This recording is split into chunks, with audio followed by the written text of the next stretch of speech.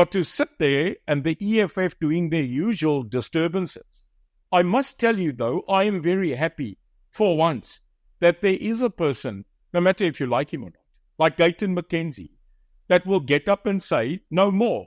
You are not going to get away with bullying us. You've been bullying these people for more than... Still in Parliament this week, slightly comical though, was another tiff between former buddies, Economic Freedom Fighters Commander-in-Chief Julius Malema and the Patriotic Alliance Minister Gayton McKenzie. Did you listen to that, Neil? Yeah, Gayton called the man a cockroach and then he called him a bandit. I mean, my goodness, that is in public order. I mean, one can only sit back and know that some of those 400 that went into Parliament are now joining a bigger circus.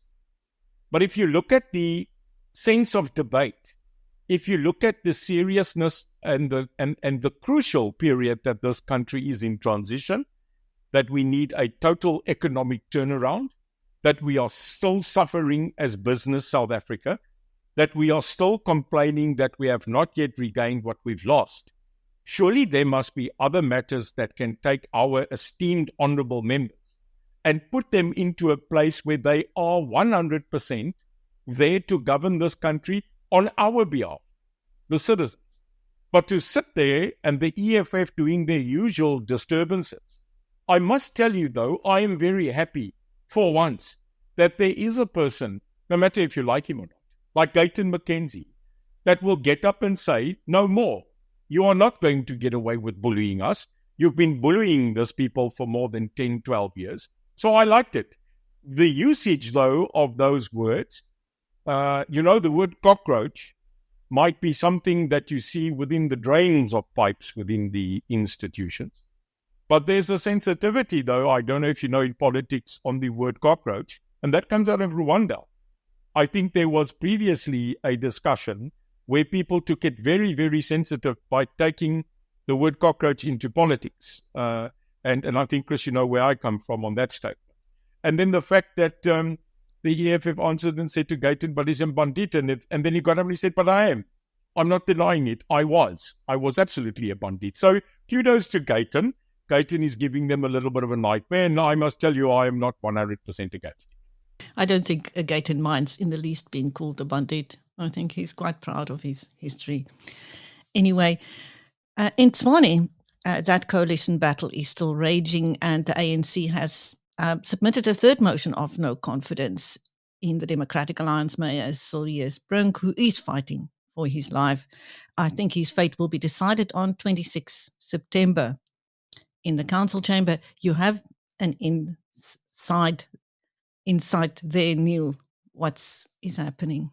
Well, Chris, I think what is happening is, and I'm not going to say that we are Nostradamus, but I think you've had Herman Mashaba, funny enough, out of America, online. You've had Ethel Trollip online. I see Alec had Celia Brink online.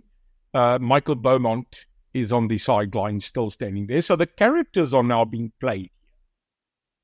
You have, in my opinion, a Herman Mashaba that is now taking this, in my opinion, person. He is clear. This relationship is not going to be saved. You have Michael Beaumont, who is the chair of Action SA, trying to justify, like he should, the points of why the marriage will not work anymore. You have Celia Brink, and I must tell you again, Celia is right there in the middle and is cannon fodder. Because at this current moment, I mean, it's becoming absolutely sad now how this gentleman is begging for a solution. But I'll tell you something, the deal is done. It is categorically clear that the ANC has now done the deal with Action SA. No matter what Action SA is saying, they are, I think, just kicking for touch. They are playing until the new scenario comes of now the new attempt of a vote of no confidence against Celia. I know all of these players within the market. I understand what is on the one side and what is the other. Chris, what is going to be needed here? If we are really going to try and find a solution to not save Tshwane, but to remain steady, to continue what has happened, the turnaround of that municipality and metro, is clear minds. You know, I said to you off the record, or not on radio before we got here, I said, at a point, like Nelson Mandela and F.W. de Klerk had to do, there was not always love in that relationship. There was not always the scenario of having full respect for each other.